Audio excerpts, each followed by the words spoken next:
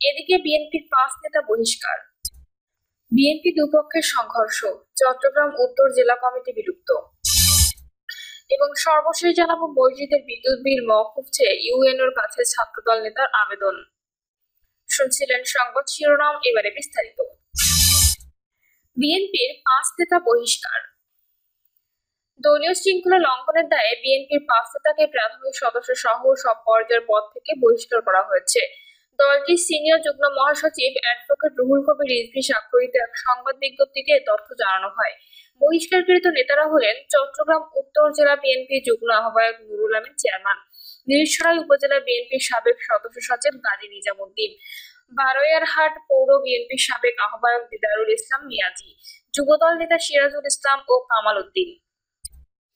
BNP দুপক্ষের সংঘর্ষ, চট্টগ্রাম উত্তর জেলা কমিটি বিলুপ্ত। দুই পক্ষের সংঘর্ষের পর চট্টগ্রাম উত্তর জেলা বিএনপির আহ্বায়ক কমিটি বিলুপ্ত ঘোষণা করা হয়েছে। বিএনপির কেন্দ্রীয় চট্টগ্রাম বিভাগীয় সাংগঠনিক সম্পাদক মাহবুবুর রহমান শামীম জানান, উত্তর জেলা বিএনপির আহ্বায়ক কমিটি কেন্দ্র থেকে বিলুপ্ত ঘোষণা করা হয়েছে। দ্রুততম সময়ের মধ্যে আহ্বায়ক কমিটি গঠন করা হবে বলে জানানো হয়েছে। এদিকে দুপক্ষের মারামারির ঘটনায় বিএনপির চেয়ারপারসন উপদেষ্টা ও উত্তর জেলা সভাপতি গোলাম আকবর খন্দকার সহ আহত হয়েছেন অন্তত 30 জন। এই ঘটনায় খন্দকারের বাড়ি ভাঙচুর করা হয় এবং একাধিক মোটরসাইকেলে আগুন দেওয়া হয়। সেপ্টেম্বর থেকে বিশেষ প্রশিক্ষণ পাবে 1.5 লাখ পুলিশ, নির্বাচনের প্রস্তুতি শুরু।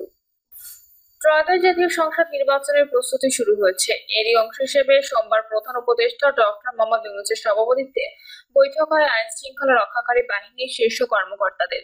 সেখানে সিদ্ধান্ত হয়েছে নির্বাচনে স্ট্রাইকিং ফোর্স হিসেবে মাঠে থাকবে 60,000 সেনা সদস্য। পাশাপাশি সেপ্টেম্বর থেকে নভেম্বরের মধ্যে 1.5 লাখ পুলিশ সদস্যকে নির্বাচন বিষয়ক বিশেষ প্রশিক্ষণ দেওয়া হবে। আর গুজব ও ভুয়া তথ্য রোধে ন্যাশনাল ইনফরমেশন সেন্টার গঠন করা হবে। সরকারি সংস্থাগুলোর মধ্যে সমন্বয় জোরদারের কাজ চলছে। এছাড়া প্রশাসনের গুরুত্বপূর্ণ পদে রদবদল করা হবে। প্রসঙ্গত, আগামী ফেব্রুয়ারির প্রথমার্ধে হতে যাচ্ছে দেশের ত্রয়োদশ জাতীয় নির্বাচন। আগস্টের শুরুতে প্রধান উপদেষ্টা জাতির উদ্দেশ্যে ভাষণের নির্বাচনের তারিখ ঘোষণা করবেন। আর এই নির্বাচন সামনে রেখে আইন শৃঙ্খলা বাহিনীর উচ্চ পর্যায়ের দ্বিতীয় সভা এটি। এর আগে গত 9 জুলাই আইন শৃঙ্খলা বাহিনীর প্রস্তুতি সংক্রান্ত প্রথম সভা অনুষ্ঠিত হয়।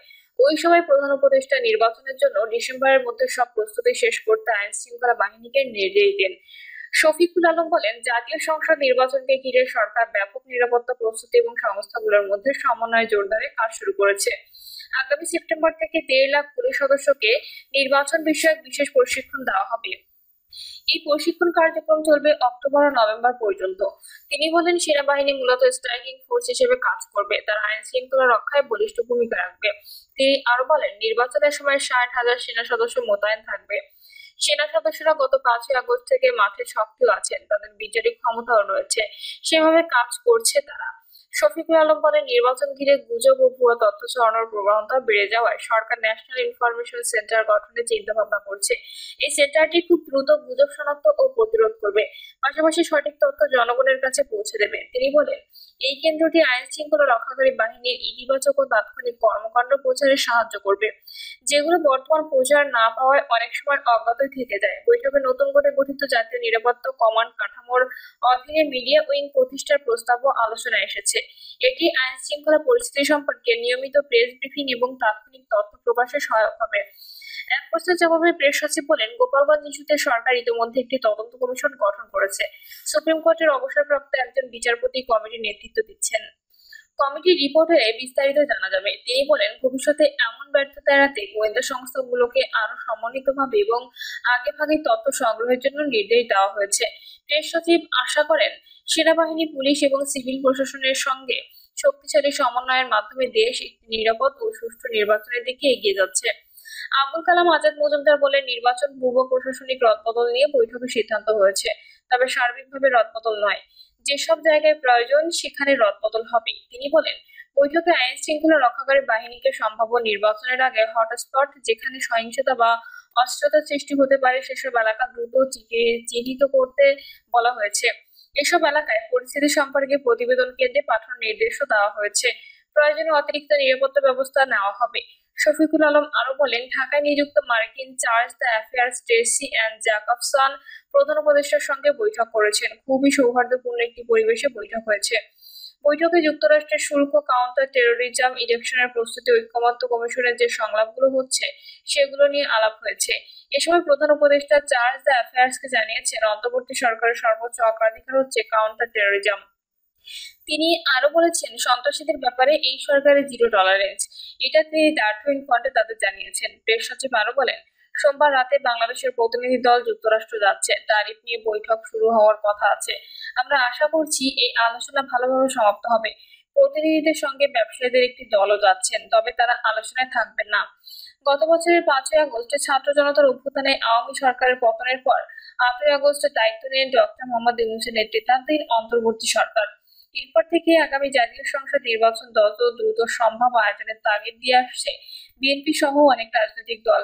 13 জুন লন্ডনের প্রধান উপদেষ্টার সঙ্গে বিএনপির ভারপ্রাপ্ত চেয়ারম্যান তারেক রহমানের সঙ্গে বৈঠক অনুষ্ঠিত হয়। ওই বৈঠক শেষে যৌথ বিবৃতি ঘোষণা আসে। সব প্রস্তুতি সম্পন্ন করা গেলে আগামী বছরের রমজান মাসের আগে অর্থাৎ ফেব্রুয়ারির প্রথমার্ধে নির্বাচন হতে পারে। এরপর গত 26শে জুন প্রধান উপদেষ্টার সঙ্গে 1-to-1 বৈঠক করেন প্রধান নির্বাচন কমিশনার এএমএম নাসির উদ্দিন। ধারণা করা হচ্ছে ওই বৈঠকে নির্বাচনের তারিখ নিয়ে আলোচনা হয়েছে। তারপর থেকে দেশের রাজনীতির মাঠে কিছুটা নির্বাচনী হাওয়া বইতে শুরু করেছে। সর্বশেষ শনিবার 14টি রাজনৈতিক দলের সঙ্গে বৈঠকে প্রধান উপদেষ্টা জানান, 4 থেকে 5 দিনের মধ্যে নির্বাচনের সুনির্দিষ্ট তারিখ ঘোষণা করবেন তিনি। অর্থ ফেরায় বাধা, দক্ষ জনবল নিয়োগে উদ্যোগ কাম্য। বিগত সরকারের আমলে দেশ থেকে নানাভাবে বিপুল অঙ্কের অর্থ পাচার হয়েছে, যা নিয়ে বহুবার আমাদের উদ্বেগের কথা জানিয়েছি। পরিতাপের বিষয়, অন্তর্বর্তী সরকার দায়িত্ব নেওয়ার পর পাচারকৃত অর্থ ফেরত আনার পদক্ষেপ নিলেও কাঙ্ক্ষিত ফল মিলছে না। শনিবার যুগান্তরের খবরে প্রকাশ, ক্ষমতাচ্যুত আওয়ামী সরকারের আমলে দেশ থেকে পাচার করা সম্পদ ফেরানোর কাজে পাহাড়সম সমস্যা দেখা দিয়েছে। এক্ষেত্রে বিদেশে প্রয়োজনীয় যোগাযোগের ক্ষেত্রে দক্ষ জনবল ও প্রাতিষ্ঠানিক সক্ষমতার সংকট কঠিন বাধা হয়ে দাঁড়িয়েছে। বিশেষ করে ওইসব দেশের ভাষায় দক্ষ জনবলের অভাব, আইনি কাঠামো সম্পর্কে না জানার কারণে কার্যকর যোগাযোগ ব্যবস্থা গড়ে উঠছে না। আশার কথা, এসব চ্যালেঞ্জের মধ্যে পাচার করা বেশ কিছু সম্পদ বিদেশে সুনির্দিষ্টভাবে চিহ্নিত করা হয়েছে।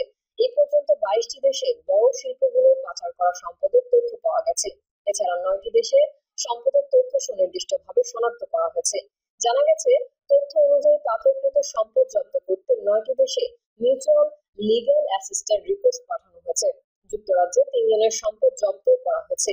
তবে এগুলো দেশের নিয়ন্ত্রণে আনার ক্ষেত্রে এখন বড় চ্যালেঞ্জ হিসেবে দেখা দিয়েছে দ্রুত আইনসম্মত যোগাযোগ স্থাপন। পাশাপাশি বিদেশে আইনি লড়াই চালানোর মতো কৌশল ও সেসব দেশের আইনি কাঠামো সম্পর্কে পর্যাপ্ত তথ্য তত্ত্বের অভাব রয়েছে। আবার কিছু ক্ষেত্রে গাফলতিও আছে। পাচারকৃত অর্থ ফেরাতে আমাদের দক্ষ জনবলের অভাব থাকা দুঃখজনক। তথ্য প্রযুক্তির উৎকর্ষের যুগে ভাষাগত কারণে কার্যক্রম আটকে থাকবে, এটা মেনে নেওয়া কষ্টকর। প্রকৃতপক্ষে সংশ্লিষ্টদের দক্ষতার অভাব নাকি আন্তরিকতার ঘাটতি রয়েছে, এই প্রশ্নের উত্তর মেলা জরুরি বলে মনে করি আমরা। পাচারকারীরা সাধারণত সব দেশেই বিনিয়োগ